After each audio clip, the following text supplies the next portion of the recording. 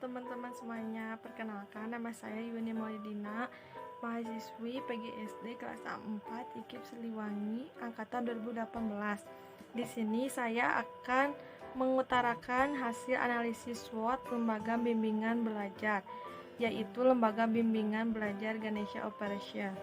Nah, Lembaga Ganesha Operation ini yang berada di lingkungan saya terletak pada Jalan Raya Padalarang nomor 467C, Kertamulya, Bandung Barat. Bagaimana sih awal mula didirikannya GEO ini? GEO ini didirikan pada 1 Mei 1984 yang hanya di Kota Bandung saja. Namun sekarang sudah tersebar luas di 265 kota di Indonesia, mulai dari Aceh hingga Ambon. GEO ini termasuk salah satu lembaga bimbingan belajar terbaik dan terbesar di Indonesia. Apa itu analisis SWOT? Analisis SWOT terdiri dari 4. Yang pertama ada strengths, weakness, opportunities, dan threats. Pertama ada strengths atau kekuatan. Nah, kekuatan pada lembaga bimbel GEO ini terletak pada yang pertama terkenalnya di seluruh Indonesia, yang kedua ada tenaga pendidik yang berkualitas, merupakan tenaga-tenaga pendidik lulusan-lulusan PTN top di Indonesia ataupun luar negeri. Yang ketiga ada tutorial service time atau pemberian ajaran di luar jam pelajaran yang dilakukan oleh guru yang bisa diminta oleh siswa kapan saja. Yang keempat ada tryout dan evaluasi. Yang kelima adanya psikotes untuk melihat minat, bakat, dan kemampuan siswa. Yang keenam adanya tes modalitas atau tes yang dilakukan untuk melihat gaya belajar siswa yang sesuai agar bisa dicocokkan dengan pembelajaran yang akan dilakukan oleh pendidik. Yang ketujuh ada buku penunjang yang lengkap. Yang kedelapan ada meeting on maximizing motivation atau pemberian motivasi agar siswanya semangat terus dalam pembelajaran.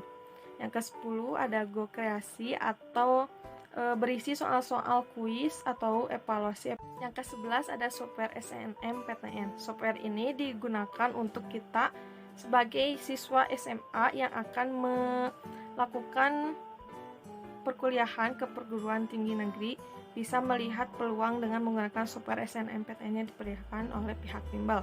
Yang ke-12 ada Go Assessment. Yang ketiga ada Parents Meeting atau pertemuan yang diadakan secara rutin dari orang tua dengan pihak manajemen GEO untuk melihat bagaimana perkembangan anaknya saat di lembaga bimbingan belajar. Kekuatan tadi yang disebutkan tentu saja GEO juga memiliki kekuatan lain, yaitu lebih dari 42.000 siswa GEO yang diterima di PTN tahun 2020.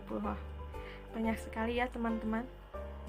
Lalu ada setelah kekuatan ada juga kelemahan yang dimiliki oleh lembaga ini. Yang pertama yaitu strategi pembelajaran yang masih menggunakan strategi belajar yang masih umum dengan bimbel-bimbel lainnya. Lalu yang kedua ada masih menggunakan strategi pemasaran yang notabene-nya masih menggunakan menjual kelulusan pada media promosinya. Ada opportunities atau peluang. Peluang yang dimiliki oleh lembaga GEO ini